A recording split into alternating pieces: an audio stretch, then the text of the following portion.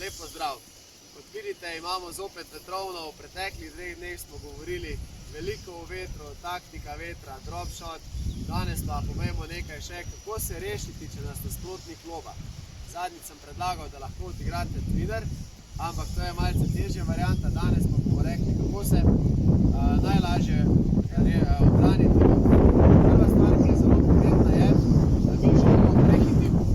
To pomeni, mi moramo biti za žogo, tako kot igramo normalno udarec, moramo tudi tokrat prehiteti jo s sprintom, da lahko normalno odigramo lob. Druga stvar, ki je, žogo je treba ves čas gledati.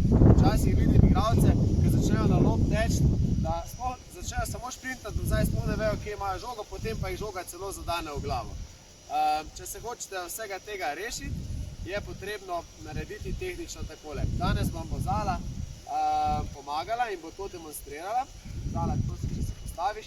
Se pravi, recimo, da najprej jaz Zalo lobam po forehand strani, ona bo naredila obrat v drugo smer, se pravi v kontrasmer, zato da bo prišla v krog žoge in bo poskušala normalno odigrati forehand iz zadnje noge.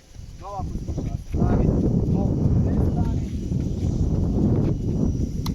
Tako, delamo malce lažjo varianto, zato da je lažje prikazati. Zala, malce bliže mene začni, tako še enkrat lobam.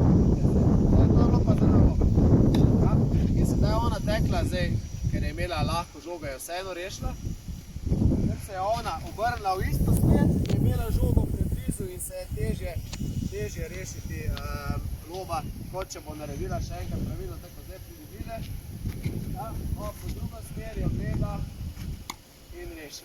Ok, poskusimo sedaj to še na backhand strani. Pravi na backhand strani, v drugo smer, ves čas jo gleda, zadnja noga in reši. Tako, še enkrat, pravilen zasuk, prehiteti žogo in iz zadnje noge reši. Ok, da vidimo, če Zala zna twinner. Ok. Ajde, malce zaporo. Tako. Velikokrat vidimo tudi rekreativne igralce, da primejo lopar takole in lepo kontrolirano igrajo preko glave. Zala, bi poskusila še to. Se pravi, takole, zdaj pa lahko greš direkt na njo in jo probaš reči. Ja, ne, zdaj si jo prehitela. Se pravi, velikokrat vidimo rekreativne igralce, da žogo lepo počakajo in jo naravno zgor rešijo. Tudi tako se lahko reši lob. Tako, danes smo v vetru reševali lob. Glavne značilnosti, torej, ves čas gledajte žogo, prehitite jo z nogami in ko štartate, pojdite s telesom v kontrasmer, kjer je lob, zato da boste lahko lepo prišli okrog nje in pa predvsem ne bodite panični na žogi, počakajte jo, da pride nižje in jo lepo odigrajte navzgor, kajti če jo poskušate igrati previsoko gor ali prenizko, je to dosti težje izvedljivo.